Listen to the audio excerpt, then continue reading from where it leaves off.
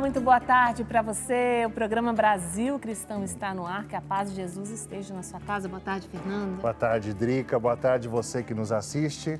Um dia maravilhoso, uma terça-feira de ensino, de formação hoje. E um tema muito especial hoje, né, Drica? Exatamente. Nós temos feito, nesse tempo que antecede Pentecostes, catequese sobre o Espírito Santo, os dons e as manifestações, os carismas do Espírito Santo, todas as terças-feiras aqui no Brasil Cristão. E hoje nós vamos fechar essas catequeses com o batismo no Espírito Santo. Exato, nós vamos ter sequência disso, né? Vamos continuar, terça-feira com formações, mas hoje nós estamos nos aproximando de Pentecostes e vamos falar hoje do batismo no Espírito Santo, com pessoas especiais, convidados, vai ser muito bacana. Exatamente, você é convidado então aí na sua casa, já dispor do seu coração para participar conosco nesta tarde de catequese, de ensino, sobre o Espírito Santo na nossa igreja, no nosso dia a dia, na nossa fé, na prática da nossa fé. Nós vamos começar com Nossa Senhora, porque ela foi aquela que foi cheia do Espírito Santo. Cheia do Espírito Santo, modelo do que é viver no Espírito. Por isso vamos pedir que ela nos ensine, nos ajude a abrir também o nosso coração para receber o Espírito Santo e viver nele. Hoje, terça-feira, nós contemplamos os mistérios dolorosos e você sabe que no Brasil Cristão nós já estamos rezando a 4ª dezena, porque já foi rezado lá no Bom Dia Sócio, no Você Pode Ser Feliz, a Maria do Rosário também rezou. E aqui nós estamos na 4ª dezena sempre, A Rita Maria rezou o 3º mistério e nós rezamos o 4º aqui. Hoje, terça-feira, vamos contemplar Jesus que caminha para o Calvário carregando a sua cruz. Vamos pedir a Nossa Senhora que interceda por todos nós.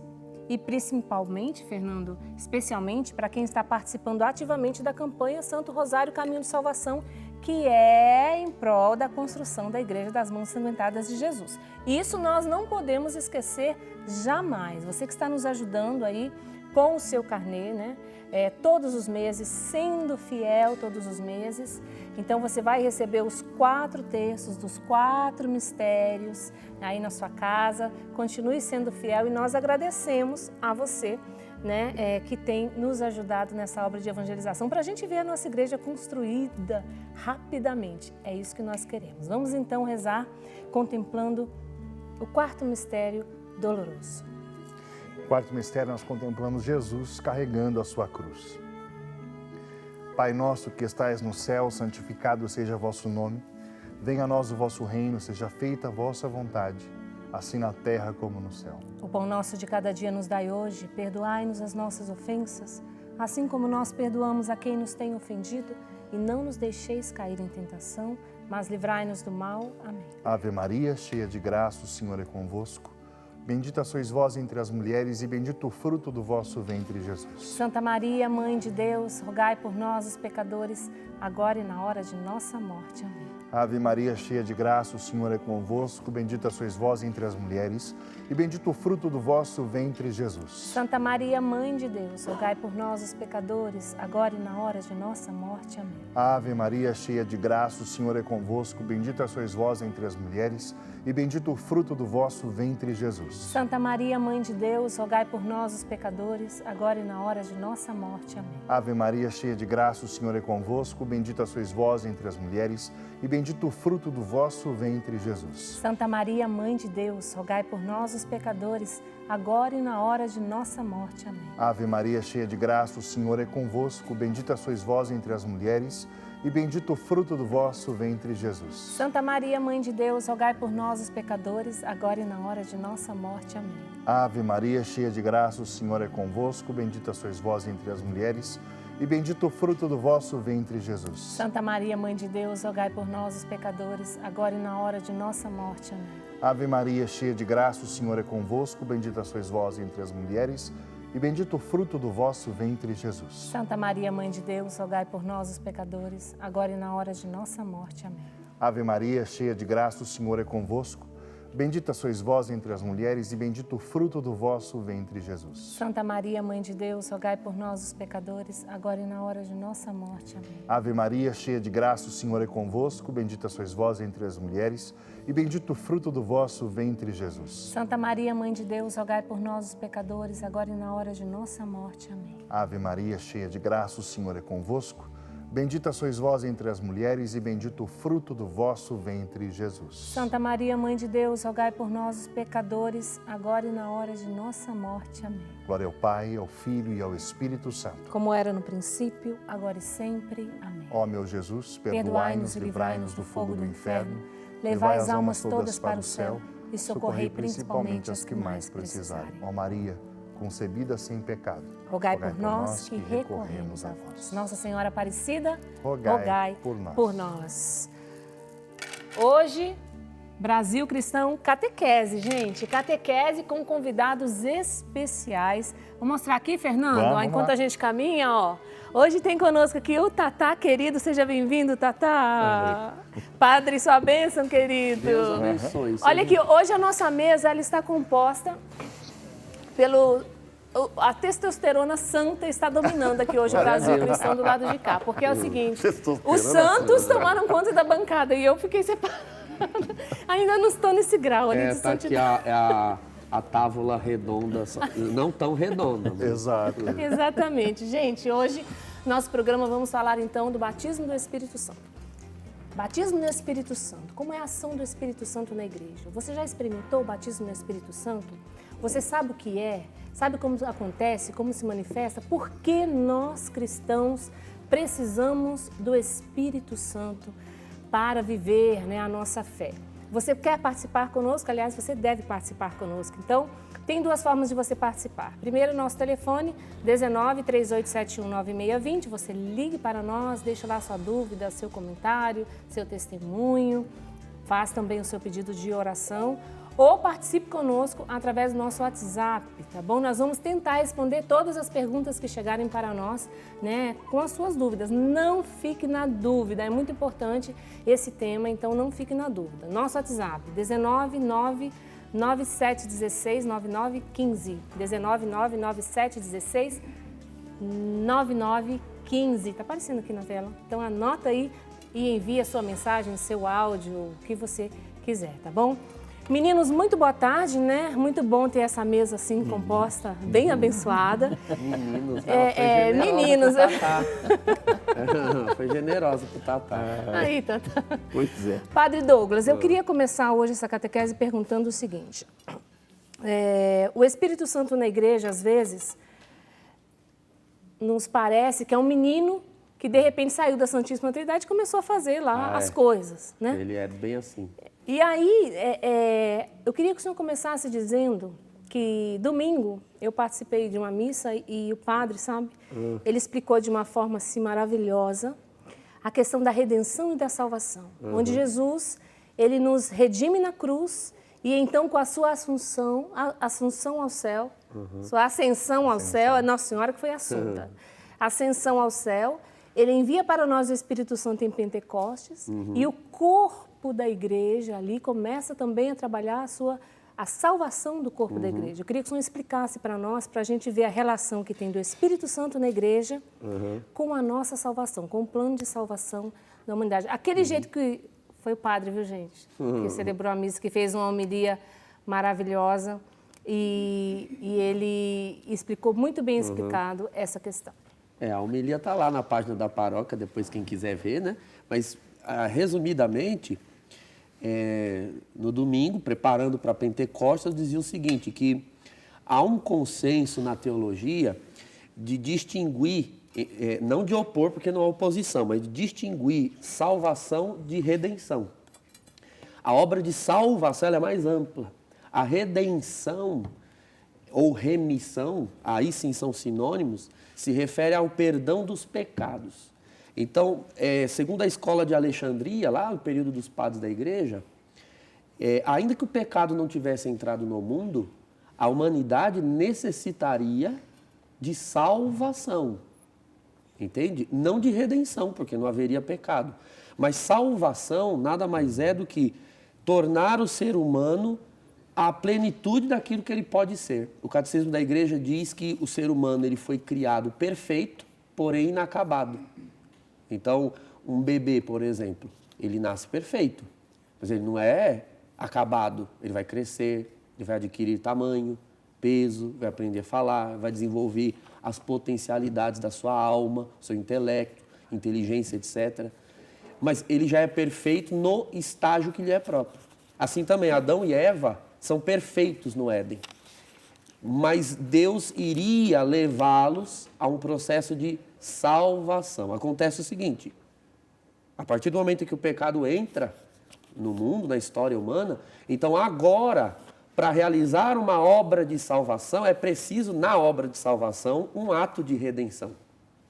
Então, Deus redime o ser humano, e eu dizia no domingo, né, que a redenção ela é concluída no momento em que a humanidade chega ao patamar mais alto. A humanidade, a espécie humana, e isso acontece na ascensão. Na ascensão, a humanidade, a espécie humana é entronizada no lugar mais alto. Então agora a humanidade está redimida em Cristo Jesus.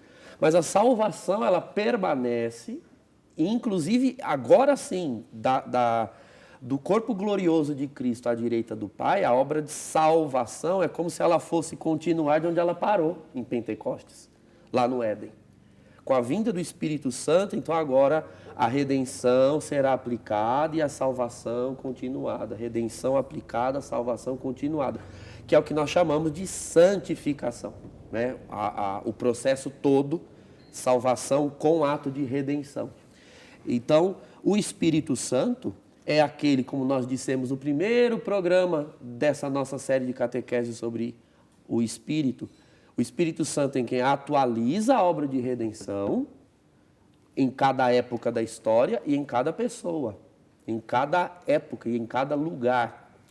E a salvação, portanto, ela é uma obra pneumatológica, né? Uma obra do Espírito Santo, porque o ato de Cristo na cruz permaneceria um ato de Cristo na cruz se não houvesse uma pessoa que atualizasse aquilo. Sim. De pessoa para pessoa. O Dom Henrique usa um termo que eu amo, né? Ele fala de presentificar, tornar presente, né? O ato.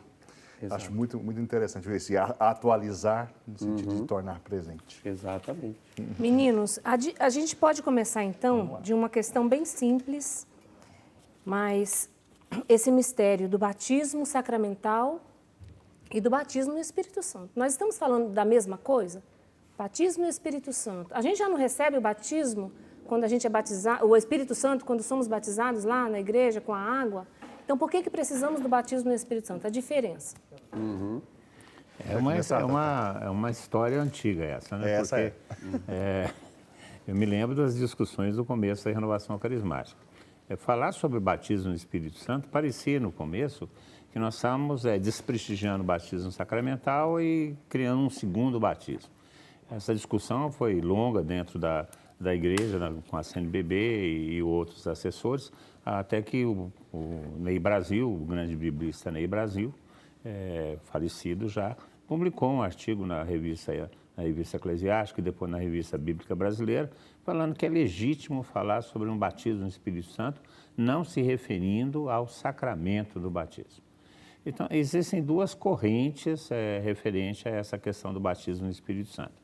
Existe uma corrente que, inclusive, o padre Raniero Cantalamessa aborda nesse livro, que depois você vai falar sobre ele, que Vou mostrar já. Sobre a embriaguez do Espírito, um senhor livro. Excelente livro. Inclusive tem no nosso shopping católico esse livro. Tem no shopping e tem também na livraria do CERN.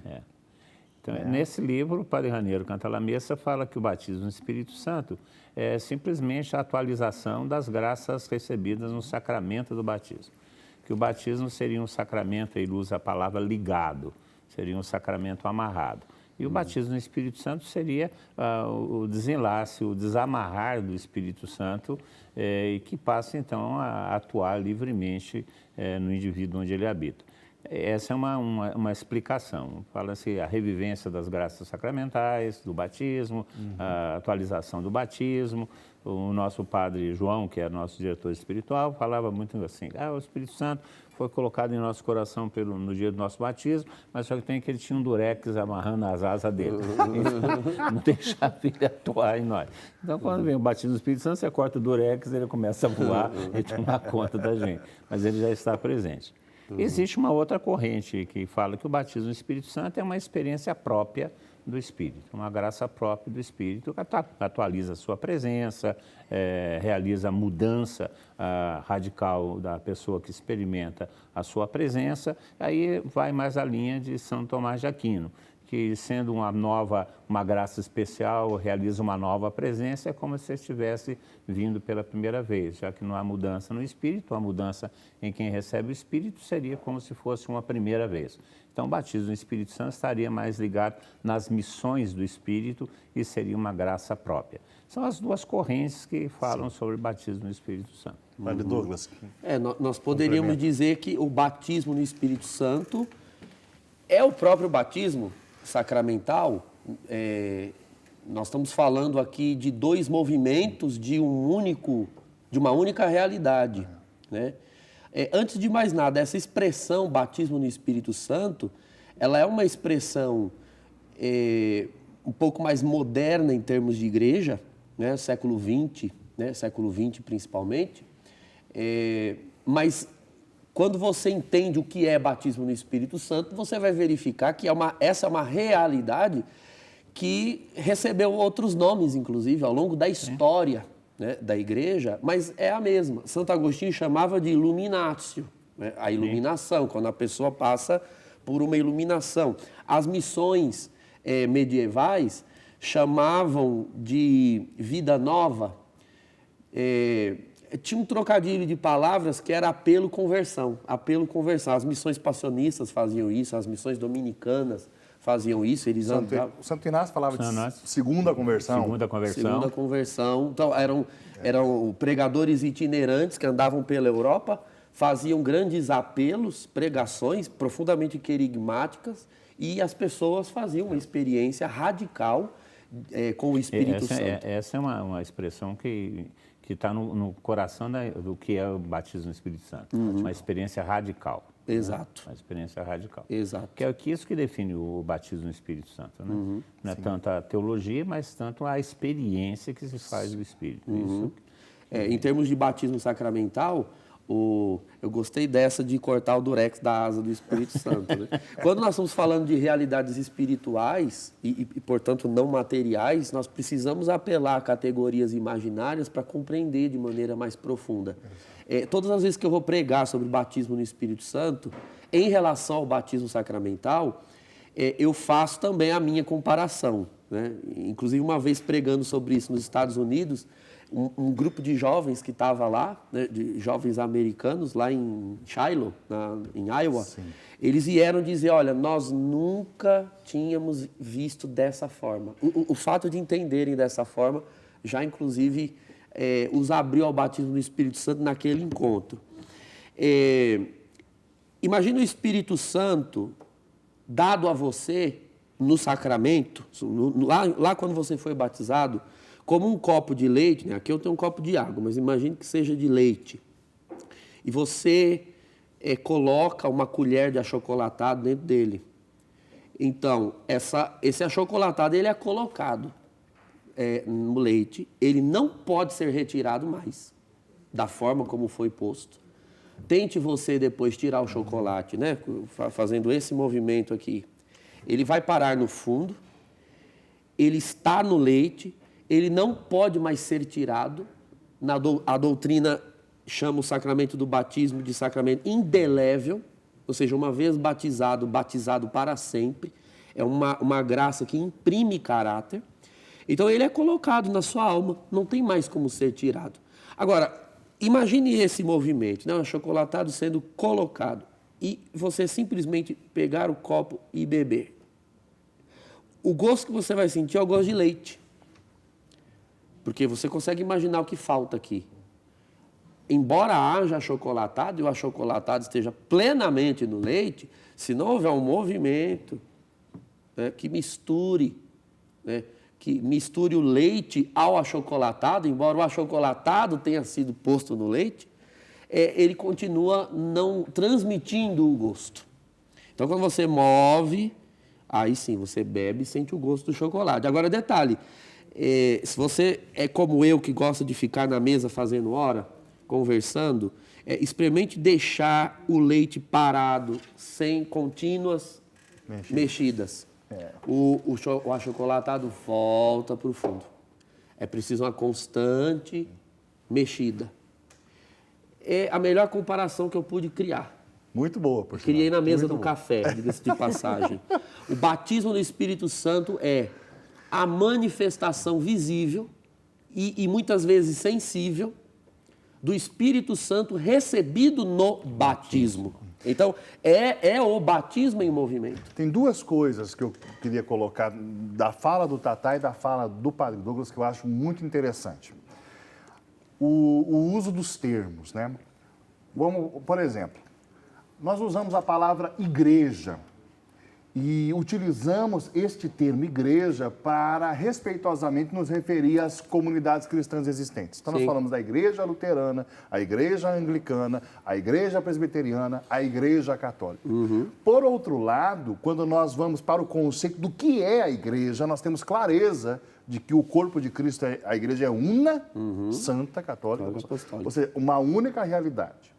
Então, nós temos o conceito de igreja, de una, indivisa, e nós temos a aplicação etimológica no sentido de congregação, né?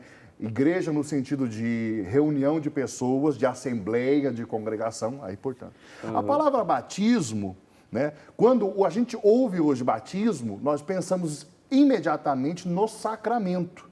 Mas etimologicamente nós estamos falando de uma ação de mergulho.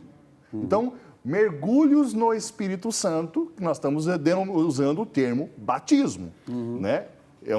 Usamos a palavra, né? Nós não podemos reduzir a palavra batismo apenas ao uso do sacramento. Nós poderíamos utilizar a palavra batismo para descrever, por exemplo, esta experiência com o Espírito Santo. É a chamada ambivalência de termos, né? Exato. Igreja pode ser essa assembleia, pode ser a igreja universal. Exato. O templo a gente chama de igreja. O texto do Padre Brasil, Ney Brasil, fala exatamente isso que você está falando, Fernando. É uma questão de aplicação do termo. Eu não posso usar o batismo somente para determinar ou definir o sacramento do batismo. Sim. Mas o Padre Ney Brasil ainda falava que todo batismo, sendo batismo, é no Espírito.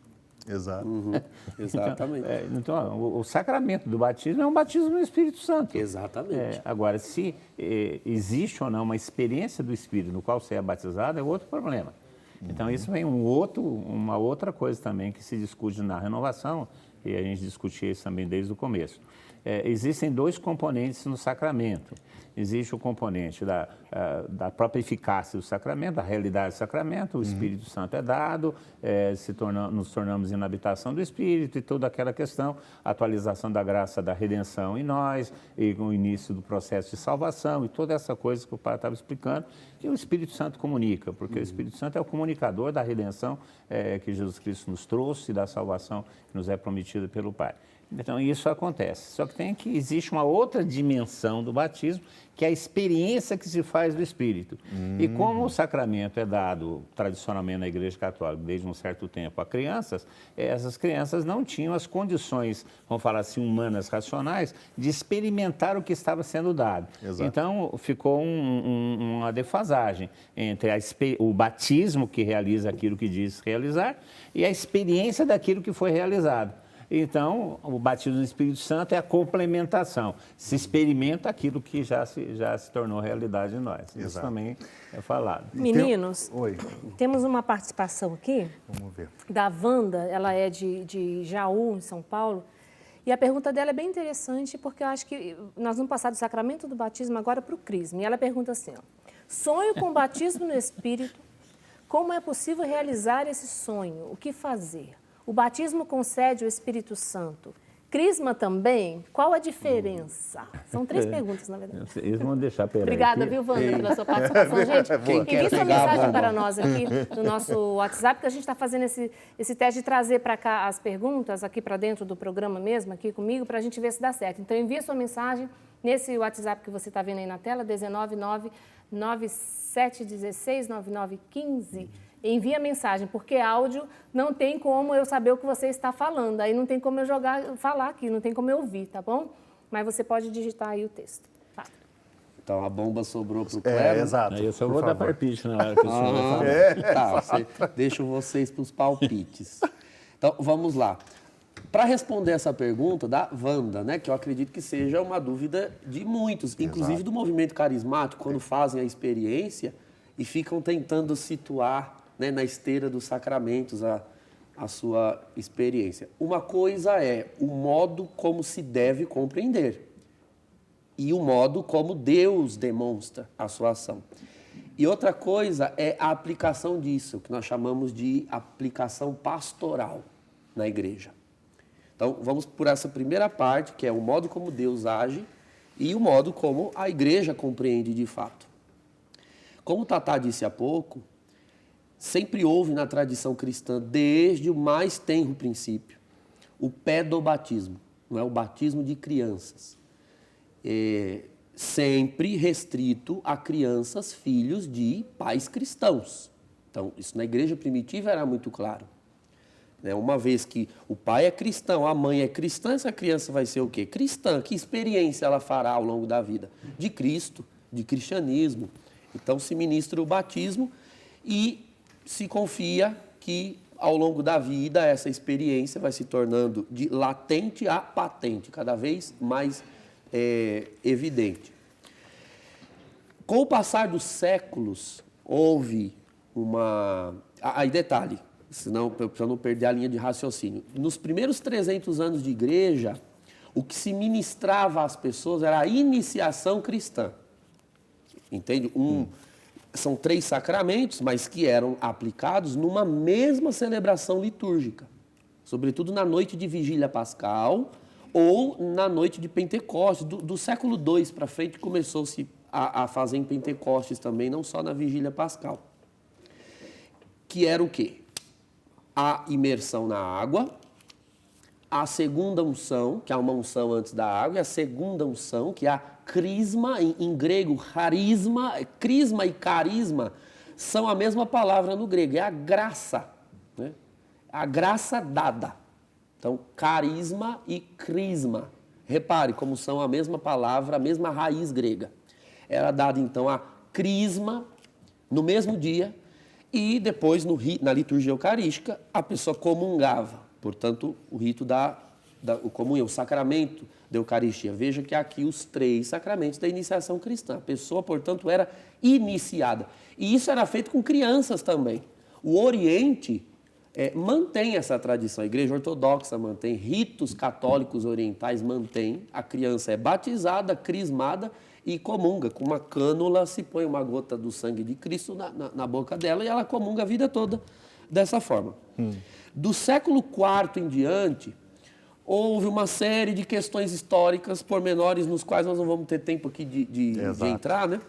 Mas o fato é que o Império decretou, por força governamental, o cristianismo como religião oficial, e inclusive ofereceu incentivos fiscais, inclusive, para que as pessoas se professassem cristãs.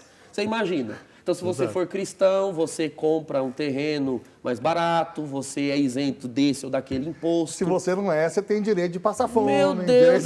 Exatamente, foi feito dessa forma no período de Constantino. Então, quem não queria? Agora, para que você pudesse ter esses privilégios fiscais, inclusive, era preciso apresentar às instâncias de governo romanas um atestado de batismo. Então, vocês imaginam o fluxo de pessoas que começou a correr para as igrejas católicas pedindo o batismo. sem nenhum movimento interior de conversão, mudança de vida, de fato. Elas queriam a certidão de batismo e para se declarar socialmente cristãs. Cidadãos. Cidadãos romanos, cristãos, com esses privilégios. Vocês vejam que isso começou no século IV e até hoje não se resolveu muito. Pois é, eu estava pensando aqui As nisso. pessoas querem... Aqui, Hoje nós temos uma situação pior, né? Que é a intervenção do Estado na própria igreja. Exato. Nós poderíamos é mais um assunto para um outro programa um dia, essa necessidade de as pessoas socialmente se declararem cristãs como se a igreja fosse um tipo de estatuto social, né? Mas isso fica para outro dia. Fato é que, historicamente, o que se começou a fazer? Se inverteu as coisas. Antes, um adulto passava por um processo catecumenal, onde ele recebia a palavra, onde ele precisava, inclusive, fazer essa experiência de conversão, de efusão do Espírito Santo, e só depois, evidenciando-se os frutos, evidenciando-se nesse fiel, até então não fiel ainda, chamado catecúmeno, que é aquele candidato à fé, verificando-se que de fato o Espírito Santo se move nele, aí ele vai. Essa experiência era sacramentada na iniciação cristã. Fato é que isso já não era mais praticável, né? Se tornou impraticável, porque havia um fluxo imenso de pessoas acorrendo às igrejas, às assembleias cristãs, que passaram a oferecer culto público. Então, antes, o que era um culto perseguido, restrito, onde você tinha um certo controle sobre a quantidade de pessoas que vinham ali, você não tem mais no Império Romano. Então, o que a igreja começou a fazer? Né? Grosso modo, o raciocínio foi esse. Bom, vamos então dar o batismo às pessoas, e inclusive dar a elas acesso à Eucaristia, uma vez que o culto se tornou público e de portas abertas. Porém, vamos reservar a segunda unção da iniciação para quando aquela experiência catecumenal for verificada. O propósito era esse. Então, batiza, permite-se que se comungue por causa da publicidade do culto, porém, a segunda unção deveria ser dada pelo bispo em primeiro lugar, porque todo católico deve ter um contato, nem que seja um na sua vida, com o seu bispo. Porque o bispo é o sucessor dos apóstolos que confirma a fé católica. Então, as dioceses, né, aquelas jurisdições romanas se tornaram um marco para você controlar também a igreja. E não havia, era impraticável o bispo estar em todas as comunidades, porque na igreja primitiva, cada comunidade tinha o seu bispo. Quando se falava o bispo de Corinto, mas era um bispo para 50, 60, 100 cristãos em volta. Então, era perfeitamente possível. Não é como hoje, na minha diocese, por exemplo, tem 3,5 milhões de habitantes e um único bispo.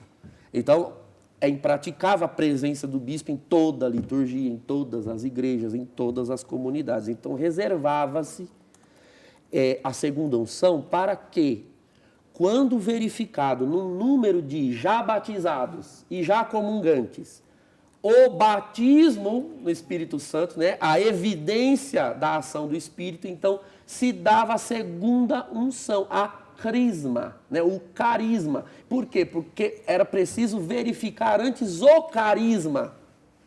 Isso é importante. Por isso as duas palavras são a mesma. Quando eu verificar o carisma do Espírito, ou seja, o dom do Espírito, manifesto na pessoa, então nós chamamos o bispo. Dom fulano, nós temos aqui essa pessoa. Um grupo de pessoas, né? Um grupo aqui, eles já são batizados, comungantes, mas agora manifesta-se neles realmente, né, o poder, o carisma do Espírito. Então agora o senhor pode confirmá-los. Aí conclui-se a iniciação. O que acontece? Então, veja, essa é a compreensão. Tudo isso aqui foi a primeira parte que eu falei. A segunda, que é a aplicação pastoral. Infelizmente, hoje, o crisma tornou-se também o que o batismo se tornou no período do Império.